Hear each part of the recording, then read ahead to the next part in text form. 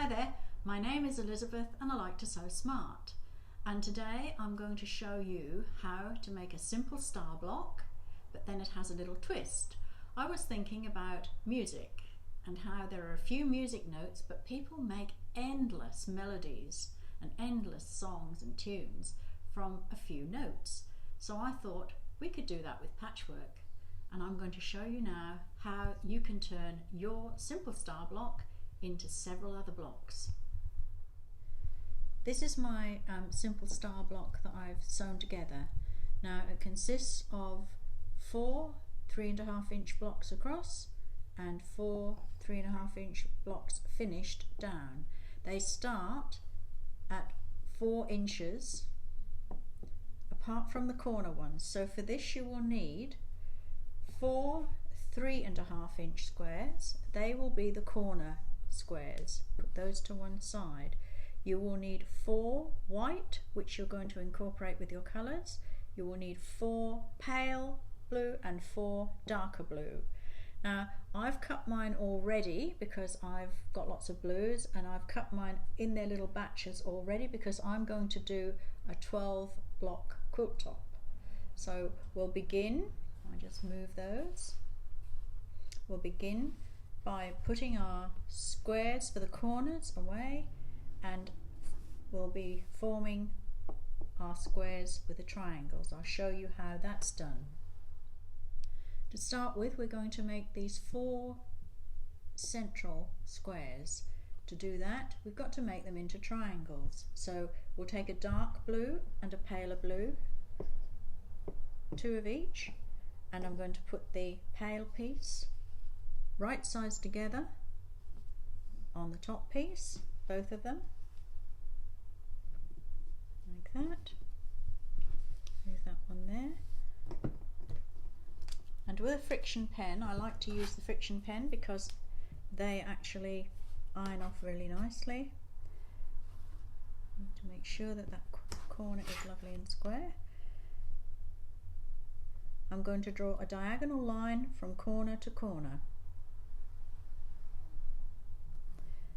Now that will be the line I will cut on after I've stitched, so I need a 1/4 inch seam on either side of that line. So I'll line my ruler up and draw a 1/4 inch down that side, turn it round, and then draw a 1/4 inch line down there. Now that's going to be the cut line, and the 2 outer ones are going to be the stitch lines. So I'll stitch down those and then I'll cut that through with a rotary cutter. I will do it on both those pieces, and I will also do it again with the pale colour, both of those, and the darker ones. Turn it that way so you can see it better.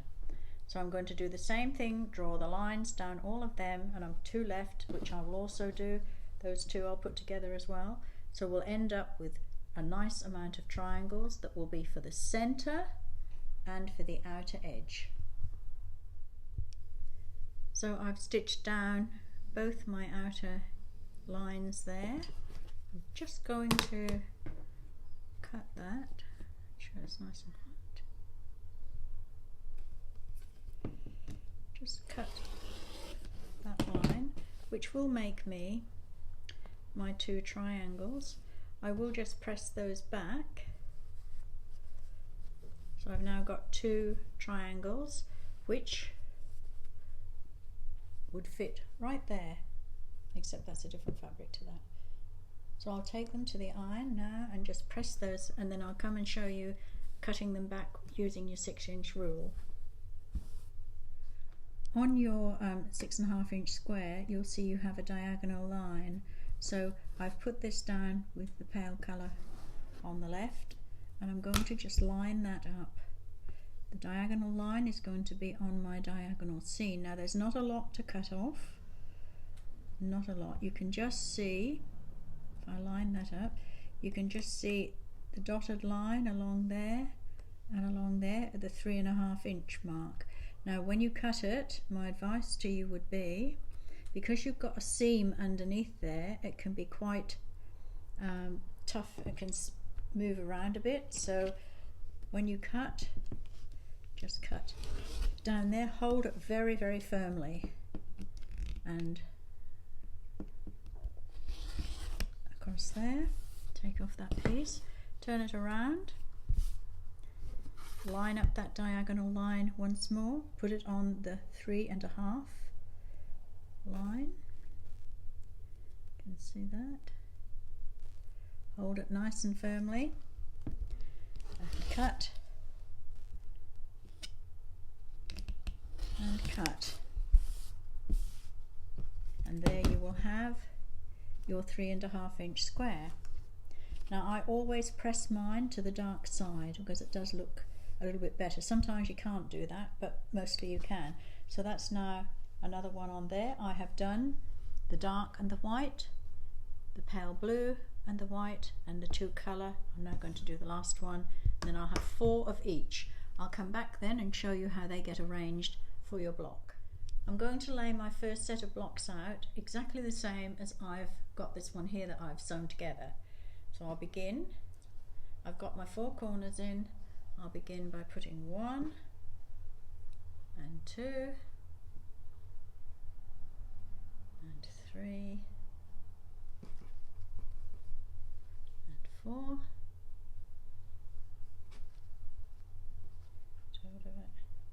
and 5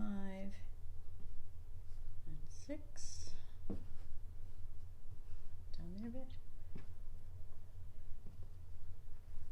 7 and 8. So I've got all my star points in, as you can see, and for the center there's 1, 2, 3 and 4. Now you can see those 2 are exactly the same, but here comes the fun part, like the music notes. Daisy, pull that one off. To change this around, we will have to turn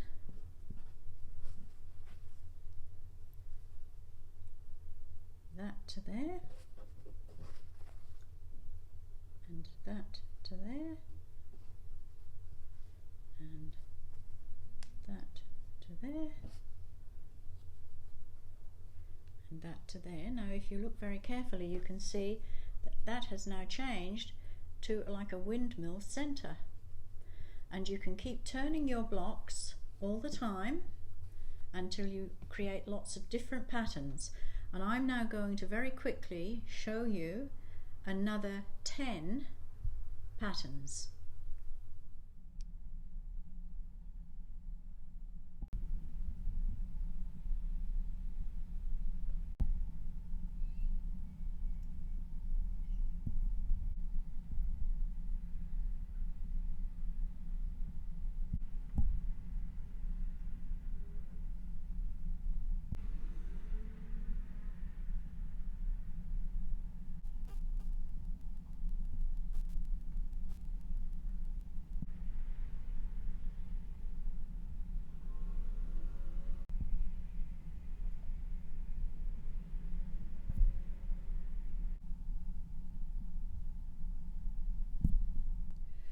I've got my 12 blocks now selected, so my next step will be to sew them together a line at a time.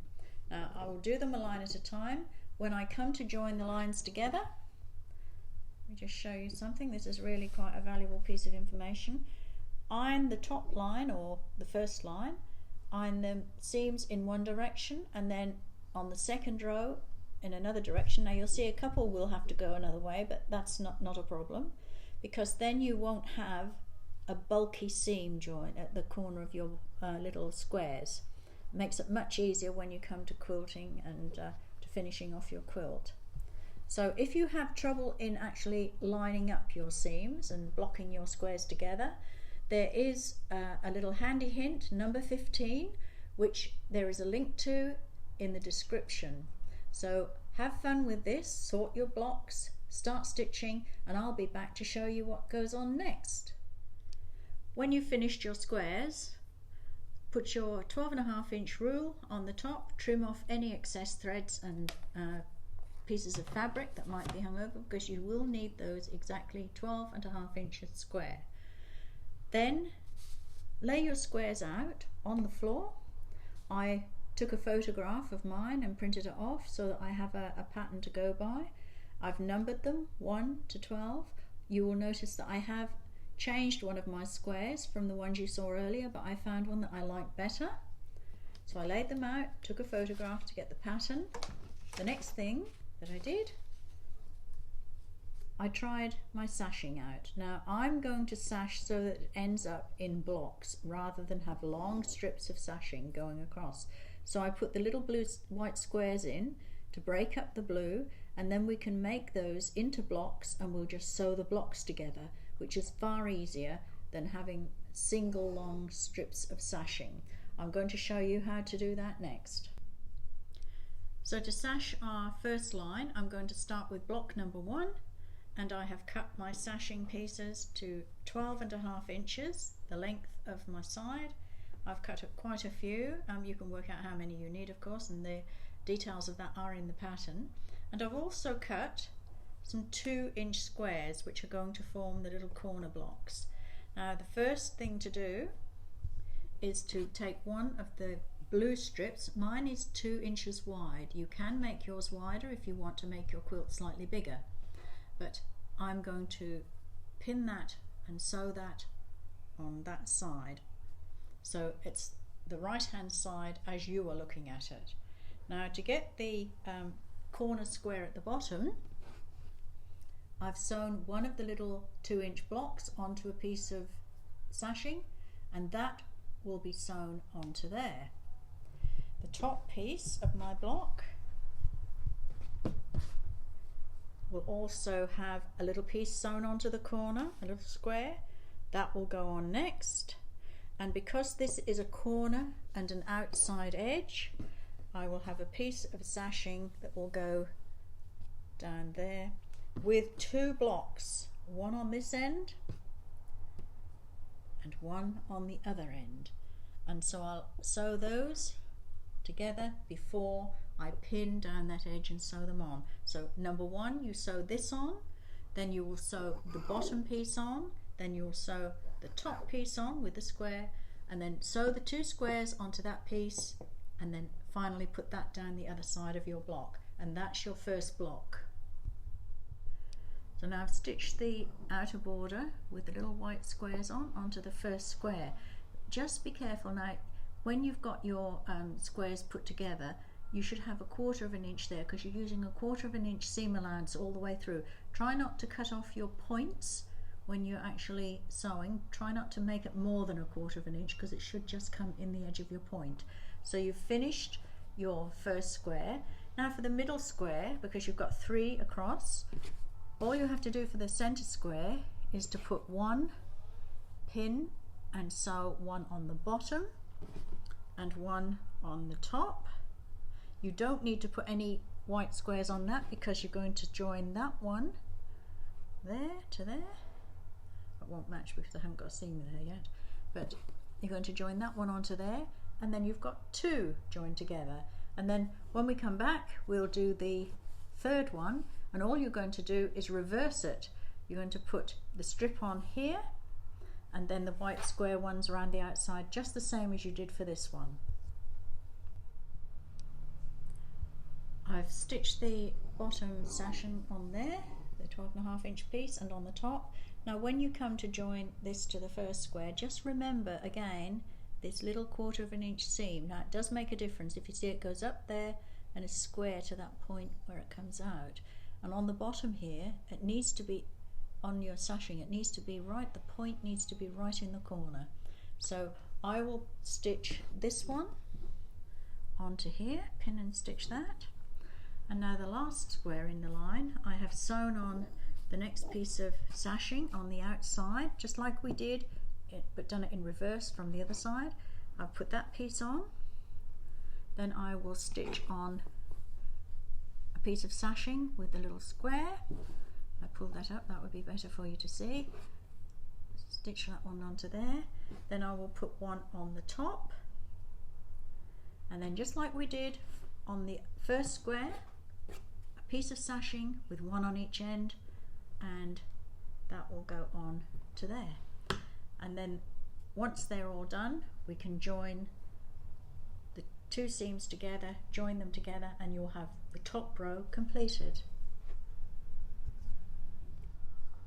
This is the first row now, fully completed, and all the lines are even, they all line up. The corner here on your blocks, the little sashing blocks, they've got nice points on, all nice points. Take your time lining those up, it does pay off. So now you come to the second row, but the second row is a little bit different because you have already got a top line on your second block. We put the first line on the top here, but you won't need it on this next block because it's already there. So we're only going to put the 3 sides on for the next row, and the third row, and then the fourth row we will repeat in reverse as we did the top row. Now for row 2, I've laid out my 3 squares. All I'll need for row 2 is 3 flat strips, which one will go on the bottom of that one will go on the bottom of that one, and the third will go on the bottom there. And I'll need 4 strips with a white block on the end. Now on the outside edge for these middle ones, of course, you've already got the white block on the first row, so all you will need is a white block on the bottom of this one. And whoops daisy, and you in the middle ones you will need a white block going to the bottom, and the next one that will go down to the bottom, and the outer edge one will go to the bottom, and when it's joined onto that one, that completes your second row. I've stitched my second row just the way I showed you it was laid out. I put the strips in and the little white squares, and I've done exactly the same thing for my third row, exactly the same. And just remember that even though you can see a little bit of white where you've got a seam on your white or your pale fabric, don't worry about that, because when you put your batting in and when you put your quilt together and layer it, you'll lose all that, so that's not a problem. So although this is your final row and that will be your outer edge, you will repeat what you've just done for the last 2 rows, because although it's in the opposite end of your quilt, it just has the same structure. 1, 2, 3, and then the remaining strips with your little white blocks on. 1, should be 4 of those, which there are. 2,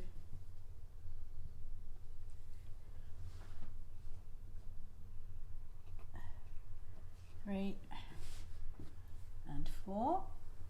Now you're going to stitch those exactly the same as row 2 and 3, and then when you've stitched those, all that remains to do is for you to actually stitch your horizontal rows together. And it's easy because you can just line up your little white blocks, anything there, and you line up remembering you've got your 1/4 inch seams all the way down, so you'll make sure that they don't get the points nicked off, and then your inner quilt then is finished, ready for your borders to go on. So I've finished now the inner panel of the quilt. I've got all the sashing in, it's all complete. All it needs now is the first border or frame and then the second border. And for the frame I'm going to use the white tone on tone, the same as the squares, And for the second border, I'm going to use the dark blue that I've used in sashing. So we'll now go on to the borders. The first thing I'm going to do to put the first frame on is I'm going measuring through my quilt at 2 or 3 different places across, and I do that so that I'm sure that I get the same measurement all the way across before I cut my frame, which is this white piece here, if you can see that. And I'm going to put the top and the bottom on first. This is the bottom piece. I'll put the top piece on, cut another piece for that. That will be the top piece. Then once that's on, I'll press it, and then I'm going to measure again through the quilt, top to bottom, 3 times, and cut the side pieces of this white that length. I've put my second border on, the blue matching the sashing in exactly the same way. The only difference with me this time is that I use a continuous fabric which didn't need joining for the second border, and now my quilt is completed. Our finished quilt is looking really nice. I think it looks nice and clean and crisp, but really contrasts beautifully, the whites and the blues. And I've put the border, the first border on. I've joined it on the cross, on the bias, because the white fabric isn't long enough to go down the side. You have to have 2 pieces. The blue I've put on is a continuous one, and I think it looks really nice. Now remember, you don't have to do this in blues and whites. You could do this in burgundy and a dusty pink and cream. They would look just as nice. And the good thing about this quilt is you have got 16 little patches, and they are all cut the same, just using little scrap fabrics. They are all cut the same. You can spin those around and you can make endless patterns for your blocks. And if you enjoyed this video, and I hope you have, then remember to give us a thumbs up and subscribe, because we'd like to keep making them for you. And do visit our Etsy shop, because this pattern with the pictures of these blocks will be in our Etsy shop from tomorrow. So join me again for another project, because I'd like to see you again real soon.